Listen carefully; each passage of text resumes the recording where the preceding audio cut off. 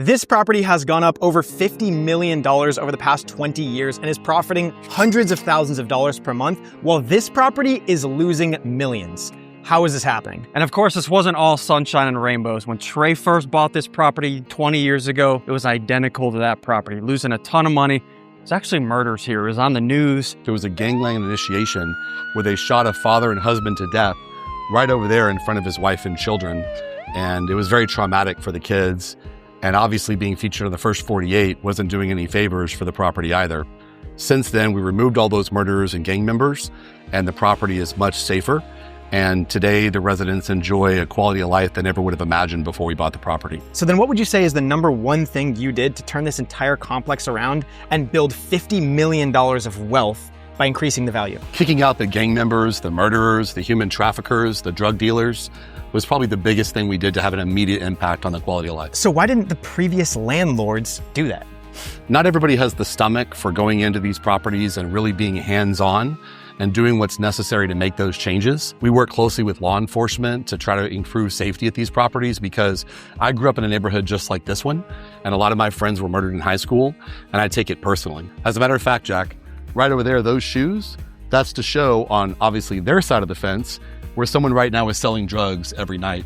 Probably a lot of them are kids, and probably a lot of them selling poison to kids that are then going and using it in these units, and the children act as runners going back and forth between the drug dealer and the trap houses. Do you think it then hurts the value of your property to be right next door to something like this? It absolutely does. The thing is, I've tried to buy it over the years, but I'm always being outbid because people see the way this property is running. They think that property could be worth a lot more money. They come in, they offer too much, they never turn it around, and the cycle starts all over again. So how many owners have tried to turn that entire complex around to look more like this? I don't have the exact number, but I know that it's been marketed at least 3 times during the time I've owned this property, and every time I was outbid. And what is it selling for?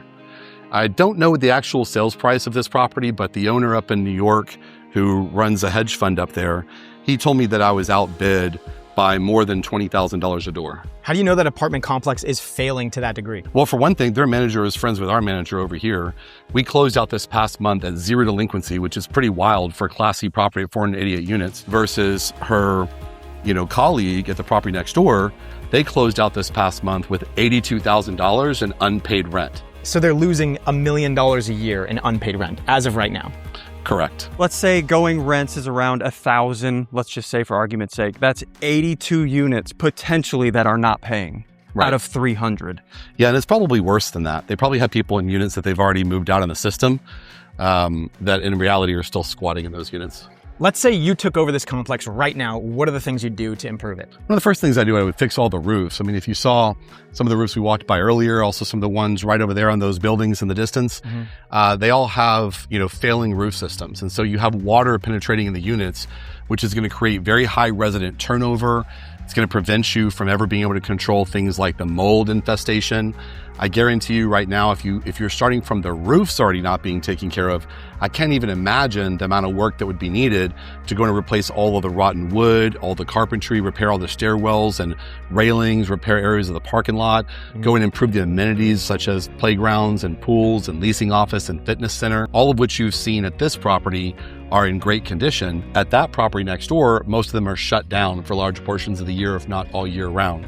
So the residents are living in a squalor, sort of poverty, stricken condition. Obviously, you're not going to get the same tenant profile, not going to get the same rent per square foot. And on top of that, if you look at my roofs at our property that are all brand new and in fantastic condition, you look at their roofs that many of them, you observed literal holes and also failing chimney caps, et cetera, where there's all this water intrusion. When you think about that as an example, that doesn't save you money. It's cheaper to go replace them up front than do what they're doing, which is year in and year out, keep paying for never-ending roof repairs. When you're constantly making repairs, not actually fixing the source of the problem, your operating expenses are way higher.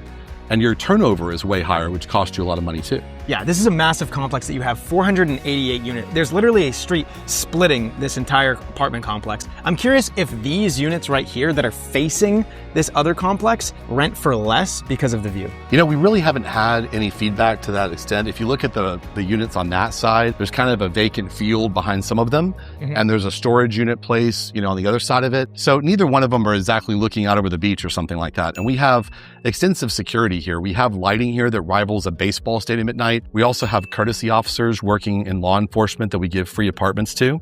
And so they're constantly looking out for the property. We also have actual security guards walking around armed at night, checking on what everybody is doing all around the property. Any side of this property is so many orders of magnitude safer than any other asset in this entire submarket, in this whole neighborhood, that the last thing they're thinking is that it's scary. They're thinking, what a relief. It sounds like you have a ton of operating expenses and like administrative expenses. Like you have a bunch of people walking around cleaning up trash, and I'm sure your leasing office is pretty large. How many people work on keeping this complex safe and tidy? We have 12 employees here. For other properties that are similar in size to this one, I usually see maybe anywhere from 5 to 7 people working there. Although I interviewed someone recently for a property that we have down in the Clear Lake area, and they were working for an owner as a property manager. She had 2 people, so herself and one other person, for a property over 500 units, and several other properties in that portfolio were staffed in the same way.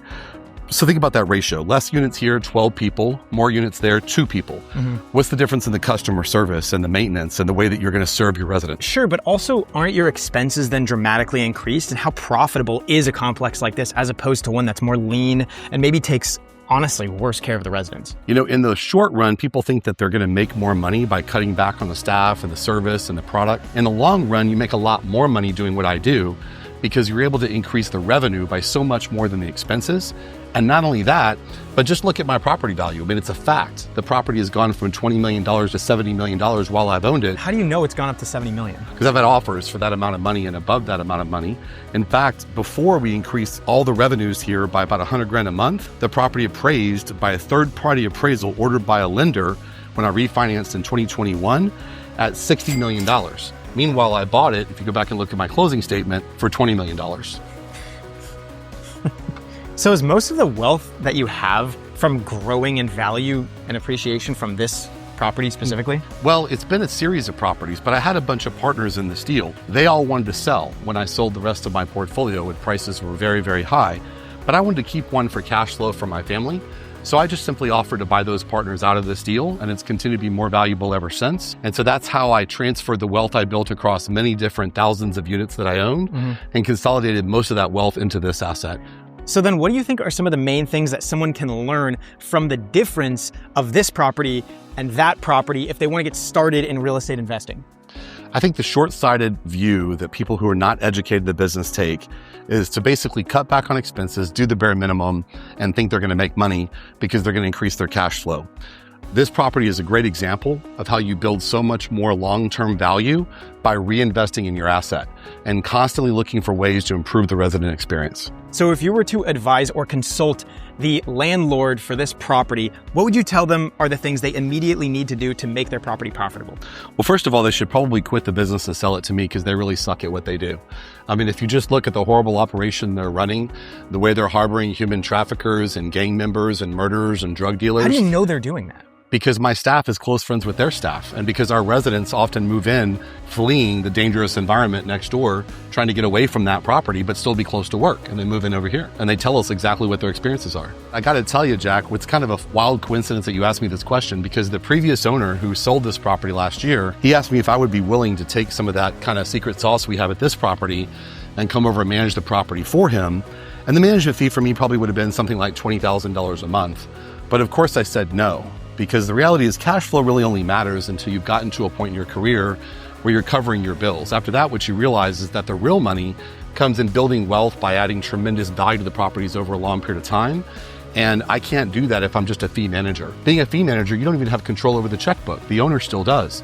So they're still going to continue to make the same stupid decisions and fail to turn the property around or renovate it that they've been making that got them in that situation. And I want no part of that for $20,000 a month or $100,000 a month. That's a really fascinating philosophy that I honestly haven't even heard of. So you're saying that cash flow only matters until you have your bills paid, and then from there you should go on to building equity and building value. Exactly. So how have you applied this in your own life, and how have you applied this in your own life, Ian? So as you know, Jack, on our side, it's a little bit different with content creation. It is. Everything is cash flow. Our expenses are pretty much zero. So, our cash flow is our net worth at the end of the day. Whereas in Trey's situation, if his property goes up $50 million, that's a huge payday at the end of the day for us. Whatever we make making content, that's what goes into our bank account. We don't build something that we sell later. My portfolio today between personal and commercial assets is somewhere in real estate in excess of 100 million, which it is. And if that property goes up in value even by 5% a year, then I'm picking up another $5 million in net worth every year, irrespective of any of the cash flow. Then you look at the forced appreciation on these deals where I go in and turn them around and add tremendous value from there, where an individual deal can go up by $5 or $10 million in a very short period of time. It's such a waste. Like, I know this property could be exactly the same. And the waste to let it be in this condition, it's also kind of just like sad. When I walked the property last year when I was looking to buy it, and we went back intentionally in the evening after dark and walked through the property, and there's so many kids that were just kind of hanging out, playing soccer in the parking lot areas and hanging out in the closed down pool area. And these kids just were obviously so much at risk. I mean, look at these shoes right here and the drug dealing and the gang membership that goes on. You could see crackheads just kind of wander around the property. You know, the ones that are on that weird drug that makes them like look like zombies and stuff. We saw them standing around the property. And you got somebody's 6-year-old kid, you know, playing with their toys in the parking lot next to that person. And you think, for what? Because nobody has the willingness to come in and just invest in the asset, make it nicer and improve the environment for those families. And I feel sorry for the parents too. A lot of them are immigrants and they come to this country seeking a better life and they're just trying to work and provide. They want their kids to grow up in a better, safer environment. Instead, they wind up moving here and sometimes their kids are in a worse environment in these neighborhoods than they were back in their home countries. So this property here was identical to that when you bought it. You renovated it, you made it what it is today. It's not impossible to do. This can happen with this. It just needs the right operator and then it can be done. And that's what you do. That's what you do 21 times. You're gonna continue doing it. So, you know, to wrap this up, this property, $50 million worth of increased value. This property losing millions every year. So the moral of the story, care about your stuff. Don't be a slumlord, care about your tenants, build it up properly. You know, what Ian said is so true. You know, being a slumlord is not the pathway to building wealth.